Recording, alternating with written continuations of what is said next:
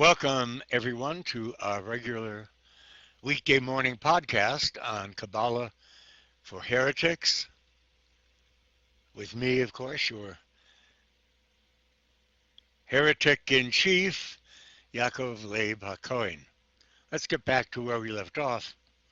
In our last podcast, we are still, as we've been for almost 30 years now, going through the Zohar systematically, volume by volume, page by page, sentence by sentence. We've completed volumes 1, 2, and 3 in that way, and we're really getting very close to finishing volume 4. And as soon as we do, we will dive into volume 5, which is the final volume of the Zohar. So let's get back to where we left off. Rabbi Yehuda and Rabbi Yitzchak approached the young boy joyfully and kissed him. Just to bring you up to date, these two rabbis are walking to a particular town, and kind of behind them, not exactly with them, not with them, is this young boy leading an ass with a jar of honey on its back. Now, right away, that tells you something esoteric is going on here. And we've talked about that. We've talked about the boy leading the Messiah into Jerusalem on an ass. And therefore, with that kind of symbolism in mind, that pot of honey is the Messiah, and indeed. So at this point, the young boy has given a tremendous learning to these two astute rabbis. And they're so impressed that they approach him joyfully and kissed him. They said to him, "What is your name?" And he replied, "Jesse." They said, "You shall be Rabbi Jesse. You shall become more famous than our colleague Rabbi Jesse, who has departed from us." They then said to him, "Who is your father?" He replied, "He is no longer alive. He used to teach me every day 3 expositions of the Torah, and every night 3 pieces of Aggadic lore. What I have just told you, I learnt from my father, and now I live with a man who will not let me study and makes me work all day. And so every day I go over again the things I learned from my father." One of the things I want to point out here is the tremendous importance of transmission learning that is being spoken of here by this young boy, this miraculous young boy. He didn't expound these 2 expositions he gave out of his own imagination. They were from his father, who taught him systematically every day. And you'll notice he gives credit to his father for having taught him Torah. This is very much the same in Hinduism, where everything is passed on orally from teacher to student until the student has it right and can then pass it on to his student.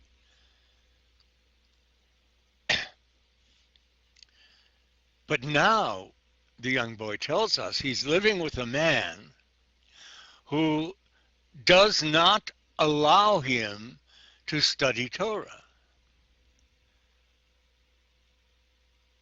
He's living with a man who does not allow him to study Torah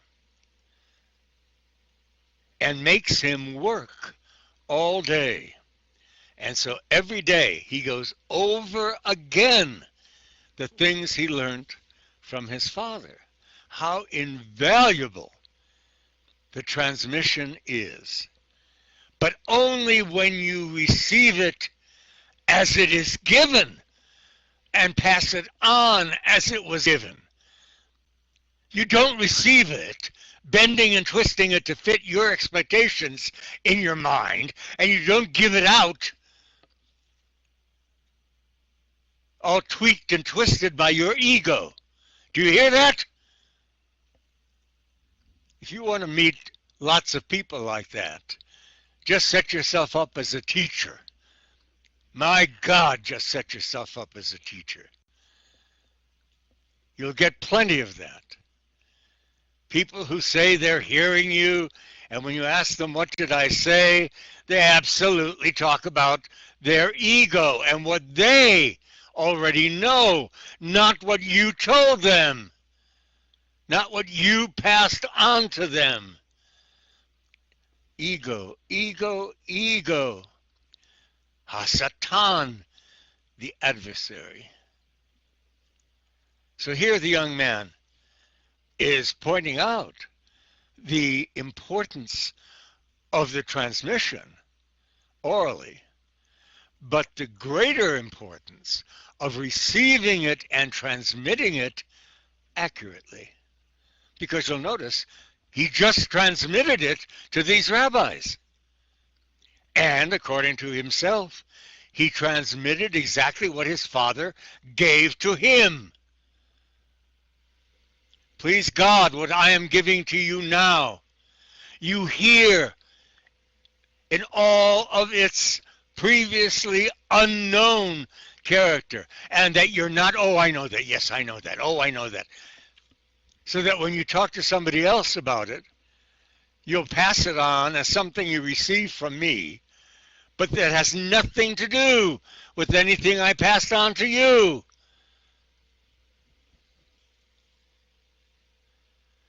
Now, why is the Zohar, why is the Zohar and I making such an issue of this? Because it is how the Torah is kept alive.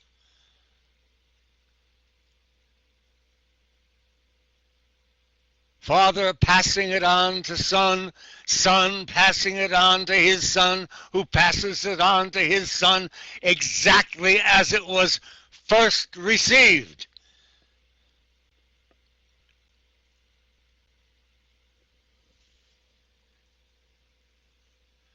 Beware of someone telling you they know already what you're saying, but all they are hearing is what they already know.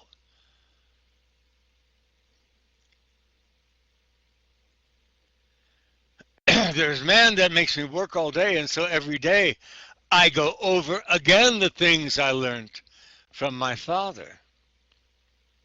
And they said to him, does that man know anything of the Torah? And he replied, he does not. He is an old man, and he cannot even say grace. And he has sons whom he does not send to school.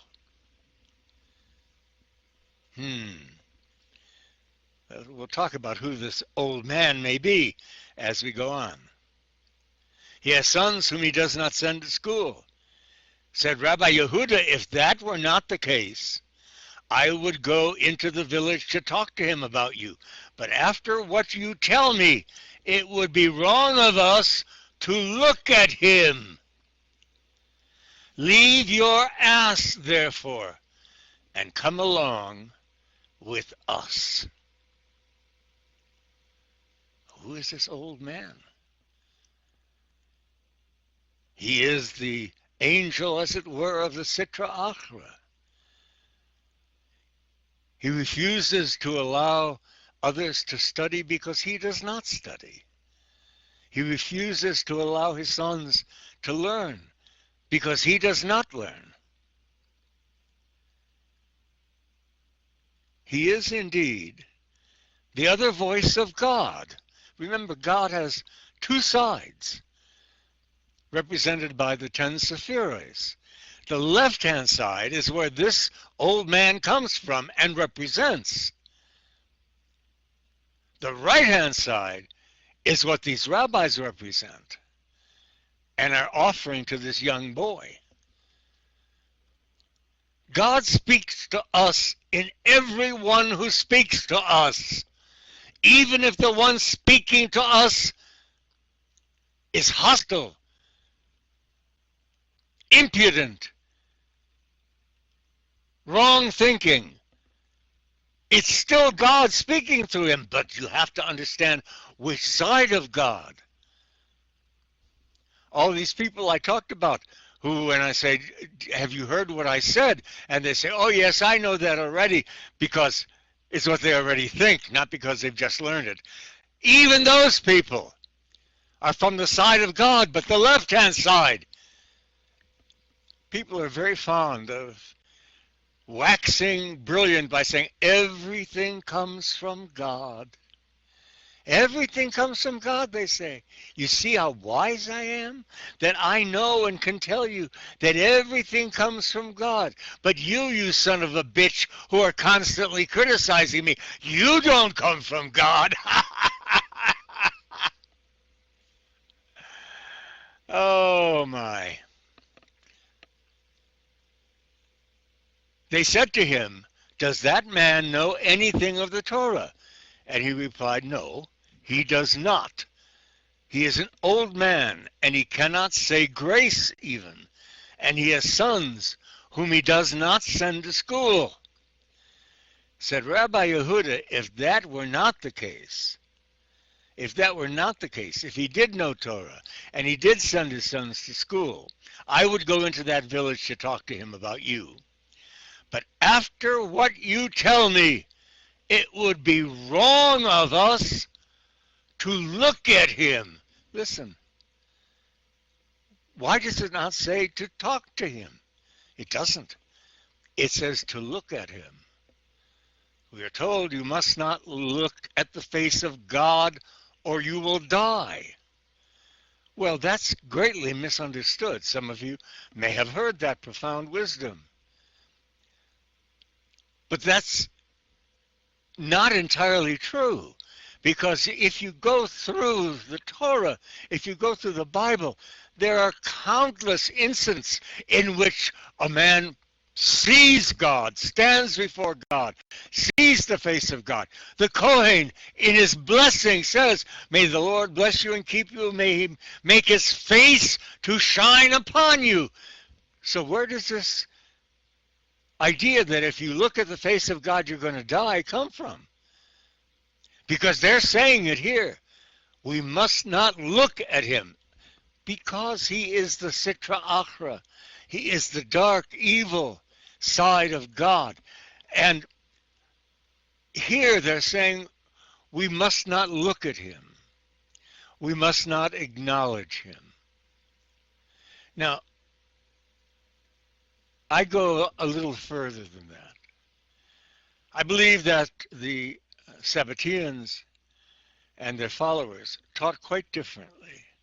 Even Rabbi Nachman of Breslov, that what you must do with the evil one is embrace him, not to love him, but to transform him by that embrace. So here we see these two rabbis acknowledging who this old man is, but speaking that not entirely true truth, that they must not look at him. Better that they would have, in fact, looked upon him, even embraced him, in order to metaphysically transform him. If you sin, if the urge to sin arises in you, even right now, do not push it away. You only make it stronger when you do that. Receive it virtually, not literally. Receive it and allow yourself to engage in it to the conclusion in the mind's eye, because that will release you from it. What is done virtually, metaphysically, in the mind's eye is indeed done completely. You don't need to do something physically to achieve its goal. You can do it mentally and have the same result. But if you do it mentally, if you, as I say, for example, if you embrace that sin mentally, you must do it not for the sake of enjoying it, but for the sake of releasing and transforming it. Kavona, intention, is everything. Magic with a K is based on kavona, on intention. Let me give you at least one example of that. In the Talmud, there's a passage that says, a pile of palm fronds, those huge leaves that come from the palm tree, piled up on the floor, on the Sabbath is muksa, that is to say, forbidden to touch. There are those things that are called muksa. They are the things you can do outside the Sabbath, but they're forbidden from doing, or even touching, or even touching on the Sabbath. For example, it's forbidden to even touch a pencil on the Sabbath. It is muksa. It is untouchable.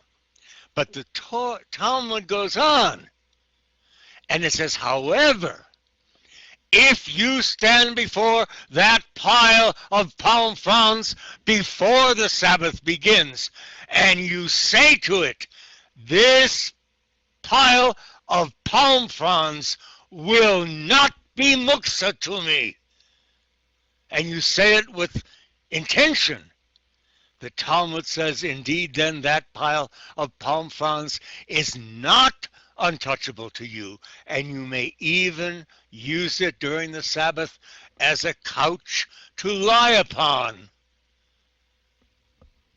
Just saying, this pile of palm fronds will not be forbidden to me on the Sabbath, with intention, with holy intention, just by saying that, from the heart mind, literally transforms the forbidden into the permissible. That's theurgy. That's magic.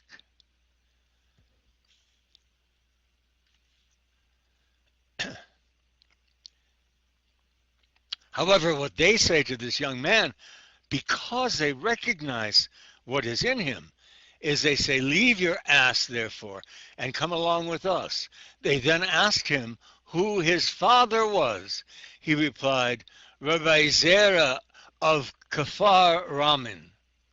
On hearing this, Rabbi Yehuda wept and said, I was once in his house, and I learned from him 3 things concerning the cup of benediction, and 2 relating to the work of creation.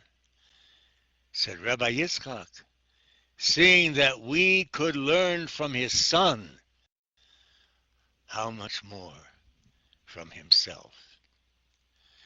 Now that last sentence talks about the expansion of this principle of passing on the transmission orally. And it has to do with what is called the degeneration of the generations. Every generation receives the Torah orally from the generation before it, but there is a slight degeneration in it, in general, unless it is guarded against. Here, these rabbis are acknowledging it. They say, what we learned from you that your father said, we have learned indeed, but it would have been even better had we learned it directly from him. We'll stop here.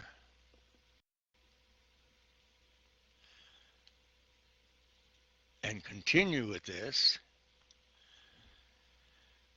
in our next podcast. In the meantime, what we'll continue with begins with this sentence. So they went along, holding his hand, until they came to a field where they sat down.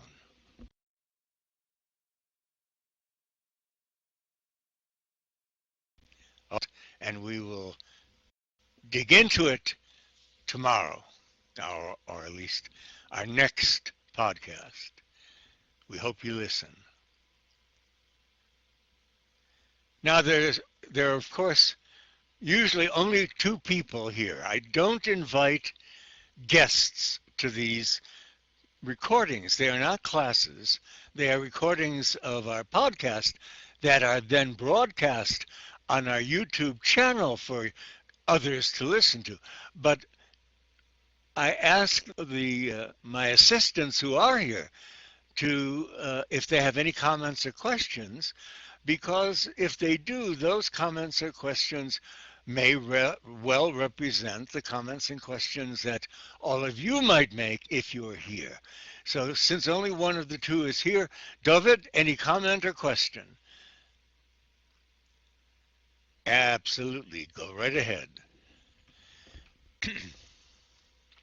Oh, there we go. Here we go, David. Let's see what David has to say, and I hope it reflects what some of you may be thinking. David says, the boy has a jar of honey on the back of his ass, not on him. The boy has a jar of honey on the ass he is leading, and the honey is the Messiah. They refer to the importance of transmission, learning, knowledge passed along orally from father to son, from teacher to student. It must be learned verbatim, not cherry-picked. Excellent, I love that. Not what one chooses through the mechanism of their own ego, what they pick and choose to learn.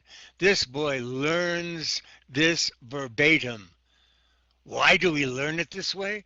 Because this is how the Torah has been kept alive. Rabbi Yehuda, if he sent his sons to school, I would go into the village. What you tell us, it would be wrong for us to look at him. It would be better if you came with us. The old man is the Sitra Achra. They must not have interaction with him. But another way is to embrace him, to transform him. It is better to embrace the evil, the sin, virtually, in the mind's eye, in order to transform it. That is mentally with the right kavanah, for the sake of releasing it and transforming it, declaring one's intention to transform something from it. Excellent. Excellent. Thank you, David. Thank you, all of you who are listening. Now, at the end of every podcast, I recite the Kaddish, the ritual prayer for the dead, in honor of the departed soul of our beloved friend and fellow Kohen, Leonard Cohen, without whom, I can tell you in all truth, I would not be sitting here today. Yiskadal v'yiskadash shmei rabo, bomo divro chirusei v'yamlich machusei, b'chayachon of yomechon of chayei d'chol beis Yisrael, bagalo uvizman Amen. Yehei shmei rabo mivarach le'olam u'me'omaya, yisbarach v'yishtabach v'yisbahar v'yisamam, v'yisnasei v'yisadar v'yisalei v'yisalal, shmei d'kucho b'richu, le'olal mincha b'richosa tushbechosa v'nechamosa, Damaran bomo vimru amen. Yehei shlomo rabba min shemaya, v'chayinu aleinu v'yakol Yisrael vimru amen. Osei shalom bimramav, hu yasei shalom, aleinu v'yakol Yisrael vimru amen. And let everyone please say amen. Now I'll tell you an interesting thing. A couple of places during that recitation, I lost my place. I do this from memory. I do not do it from a book. and I mentally lost my place. And each time that happened, it was because I removed my attention from Leonard to somehow me. Are you following me? Ha! Even even I, even the holiest of teachers, which I am not, can lose their kavanah by focusing on themselves. All right, God willing, God give me the life and the breath to pass on this knowledge to you tomorrow. I'll see you then. In the meantime, Yivarechecha Adonai.